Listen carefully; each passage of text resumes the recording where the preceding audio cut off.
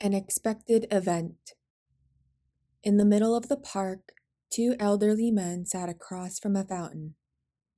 They sat there every day, but neither would cross the length to meet the other. Passers-by went this way and that way. Pigeons flew and waddled about. Occasionally, a child would stretch as far as their nanny's arm would allow to touch the spray of water. And there the men sat unmoving. The seasons changed. Days grew longer, then shorter, and then longer again. And every day these men sat across from each other, until the day when the fountain exploded. A woman screamed, and a child started crying. Pigeons flew off in a scare. The autumn leaves paid no mind as they continued to fall. Simultaneously, both men stood and walked around the path that led away from the park fountain.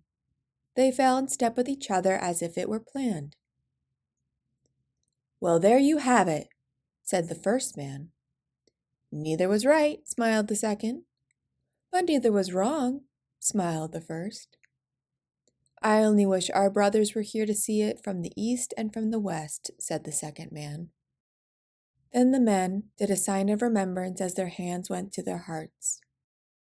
"It would have been an eastern victory," said the first man. "It would. It was in autumn," the second man agreed. "But the west was right in that it occurred at midday," said the first man. "Woe to me that I chose the afternoon. Woe to me that I chose the morning." Together the men walked and grew identical smiles as they heard the siren's call. "Luckily no one was hurt," said the second man. "Of course not," said the first.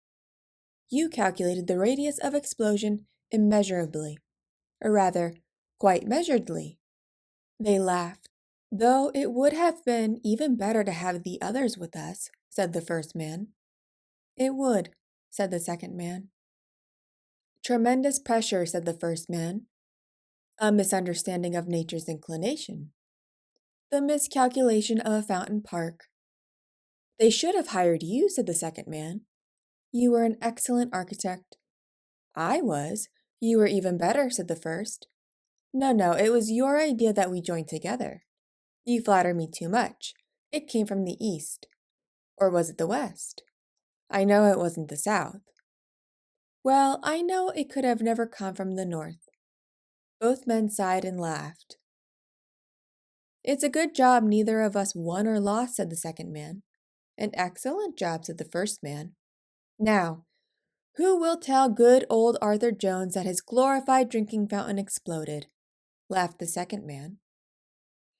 "It will have to come from the east or the west," said the first man before he grinned. "Or whichever of us dies first." A honking from a fire engine drowned out their merriment, and somewhere in the park cemetery rested good old Arthur Jones with a nearby sculpture of himself on horseback. Though he never sat a horse while he lived, as the celebrated architect of the park, the locals saw to it that the sculpture forever had a cone placed upon Arthur Jones's head, to where if anyone removed it, another would claim its place. Often the cone came with calling cards known as North and South, though no one made sense of that.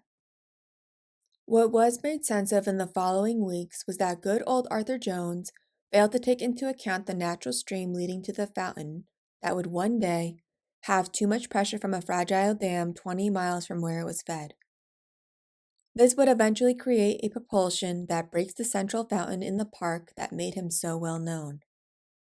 It took an additional month after that before a new architect made the connection that the Arthur Jones who designed the park was the same Arthur Jones whose family constructed a dam while cutting corners. That damn Arthur Jones.